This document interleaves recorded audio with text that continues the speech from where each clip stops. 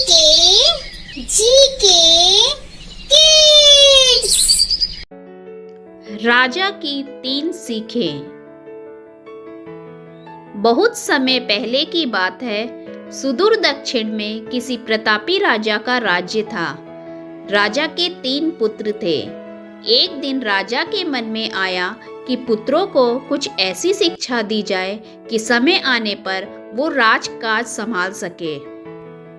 इसी विचार के साथ राजा ने सभी पुत्रों को दरबार में बुलाया और बोला, पुत्रों, हमारे राज्य में नाशपाती का कोई वृक्ष नहीं है। मैं चाहता हूँ कि तुम सब 4-4 महीने के अंतराल पर इस वृक्ष की तलाश में जाओ और पता लगाओ कि वो कैसा होता है। राजा की आज्ञा पाकर तीनों पुत्र बारी बारी से गए और वापस लौट आए। सभी पुत्रों के लौट आने पर राजा ने पुनः सभी को दरबार में बुलाया और उस पेड़ के बारे में बताने को कहा। पहला पुत्र बोला, पिताजी, वह पेड़ तो बिल्कुल टेढ़ा मेढ़ा और सूखा हुआ था। नहीं नहीं, वो तो बिल्कुल हरा भरा था, लेकिन शायद उसमें कुछ कमी थी क्योंकि उस पर एक भी फल नहीं लगा था। दूसरे पुत्र ने पहले को बीच में ही रोकते हुए कहा। फिर तीसरा पुत्र बोला, भैया, लगता है आप भी कोई गलत पेड़ देख आए, क्योंकि मैंने सचमुच नाशपाती का पेड़ देखा। वो बहुत ही शानदार था और फलों से लदा पड़ा था।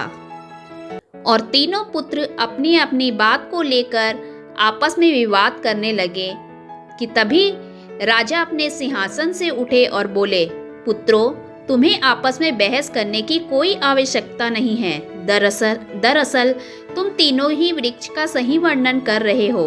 मैंने जानबूझकर तुम्हें अलग अलग मौसम में वृक्ष खोजने भेजा था और तुमने जो देखा वह उस मौसम के अनुसार था।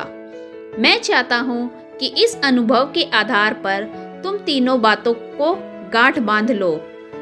पहली किसी चीज के बारे में सही और पूर्ण जानकारी चाहिए तो तुम्हें उसे लंबे समय तक देखना परखना चाहिए, फिर चाहे वो किसी विषय हो, वस्तु हो या फिर कोई व्यक्ति ही क्यों ना हो। दूसरी, हर मौसम एक सा नहीं होता।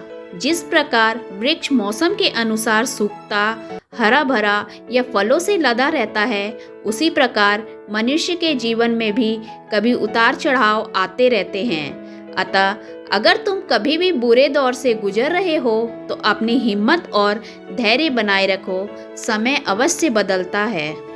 और तीसरी बात, अपनी बात को ही सही मानकर उस पर अड़े मत रहो। अपना दिमाग खोलो और दूसरों के विचारों को भी जानो। यह संसार ज्ञान से भरा पड़ा है। चाह कर भी तुम अकेले सारा ज्ञान अर्जित नहीं कर सकते। इसलिए भ्रम की स्थिति में किसी ज्ञानी व्यक्ति से सलाह लेने में संकोच मत करो।